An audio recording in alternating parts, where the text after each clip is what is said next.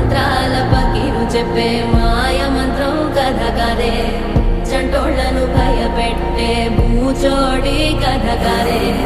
తాత ముత్తాతమ్మల భూతాల కథ కదే